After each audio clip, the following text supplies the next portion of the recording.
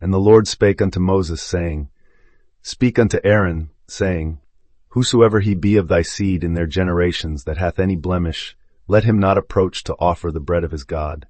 For whatsoever man he be that hath a blemish, he shall not approach, a blind man, or a lame, or he that hath a flat nose, or anything superfluous, or a man that is broken-footed, or broken-handed, or crook-backed, or a dwarf, or that hath a blemish in his eye, or be scurvy, or scabbed, or hath his stones broken. No man that hath a blemish of the seed of Aaron the priest shall come nigh to offer the offerings of the Lord, made by fire.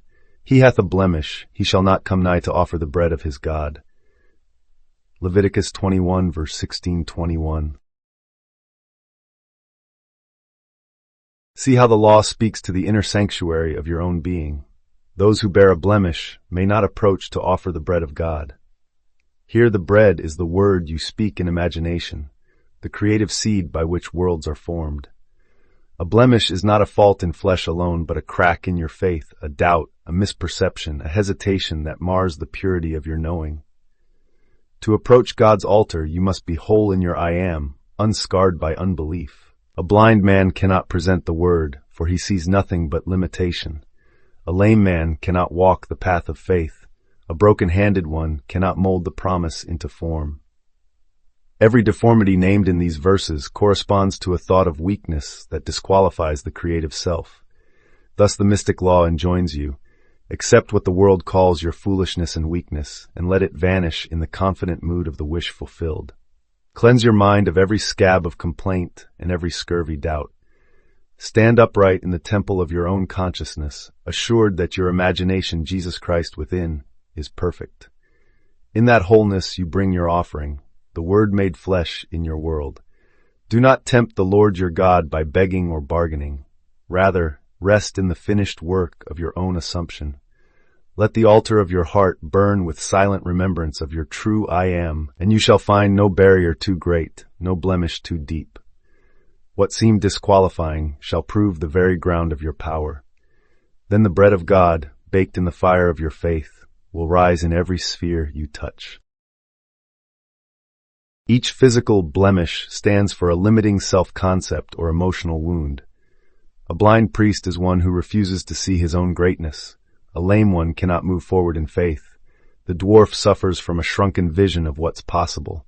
Scurvy or scabbed skin speaks of festering guilt or shame. The law is simply pointing to inner defects that disqualify us from serving as channels of creativity.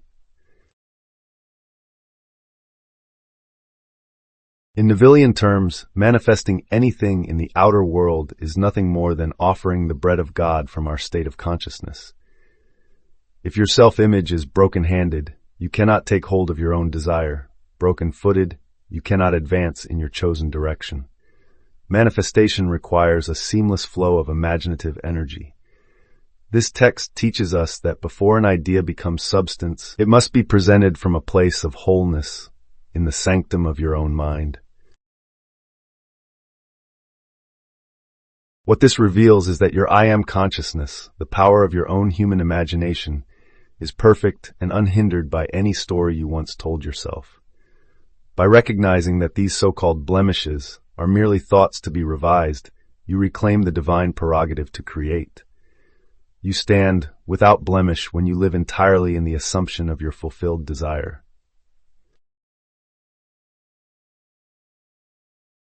Begin by taking a gentle inventory of any lingering blemishes in your consciousness, those limiting beliefs, fears, and self-judgments that stand between you and your full expression.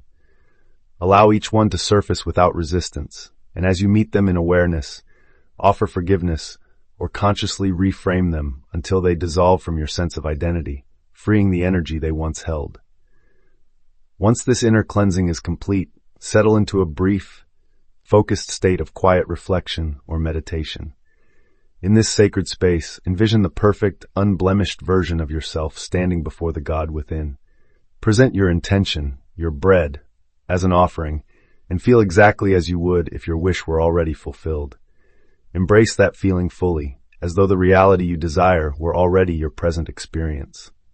Carry this assumption with you into sleep, releasing all concern for how it must come about. Let your dreaming mind weave the imagined state into the very fabric of your being. When you awaken, move through your day grounded in the certainty of your wholeness, confident that outer events will inevitably catch up with your inner reality. In this unfolding practice, an ancient ritual becomes a living formula for self-renewal. You are the priest of your own experience. Your desire is the sacred offering, and unbelief is the only blemish left to remove. Clear away that final barrier, and you stand wholly qualified to manifest every longing of your heart.